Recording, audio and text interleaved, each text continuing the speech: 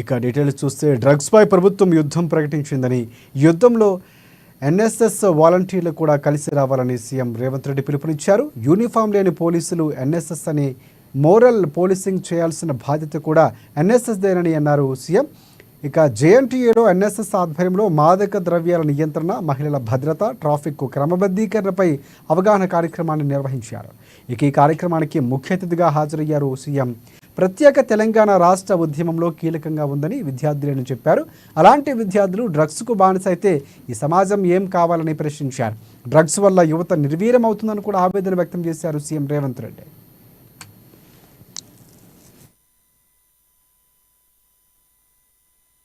నేను ఎన్ఎస్ఎస్ విద్యార్థులకు ఈ సామాజిక బాధ్యతను, ఈ సమాజంలో వస్తున్న తీవ్రమైన పరిణామాలు, కొన్ని దేశాలల్లో more than 60% population drug addict అయిపోయి ఆ దేశంలో కొన్ని డ్రగ్స్ కన్జ్యూమ్ చేసే వాళ్ళని శిక్షించడమే మానేశారు. ఎందుకంటే బయట ఉండే జనాభా కంటే జైళ్ళలో ఎక్కువ జనాభా ఉండే పరిస్థితి వచ్చింది కాబట్టి ఆ దేశం కంట్రోల్ చేయలేక ఇంకా వదిలేసింది. ఉండేవాడే ఉంటాడు, పోయేవాడు పోతాడు అన్నట్టుగా దైవాధీనానికి వదిలేసి ఇవాళ మన దేశంలో కూడా పంజాబ్ లాంటి రాష్ట్రాలలో ఇక్కడ ఉన్న చాలా మంది విద్యార్థులకు ఏ మేరకు నాకు తెలుసో తెలియదు కానీ పోలీస్ అధికారులకు తెలుసు డ్రగ్స్ ఏ రకంగా ప్రభావితం చూపిస్తుంది, ఏ రకంగా బానిసలు అయిపోయినారు, యువత ఏ విధంగా నిర్వీర్యం అయిపోయి ఈ వ్యవస్థలు ఎట్లా దెబ్బతీస్తున్నాయి. ఇది రాంపేట్ గా విస్తరిస్తున్నది. అందుకే ఈ రోజు ట్రాఫిక్ సమస్య లేకపోతే ఇతర సమస్యలు మనం పరిష్కరించుకోగలిగినాయి, దాన్ని స్ట్రీమ్ లైన్ చేసుకోవడం అవకాశం ఉంది. అది ప్రాథమికమైన బాధ్యతనే. ఇవాళ serious concern, serious responsibilities drugs. చాలా వరకు స్కూళ్ళల్లో అంటే కొంతమంది తల్లిదండ్రులు మాకు వచ్చి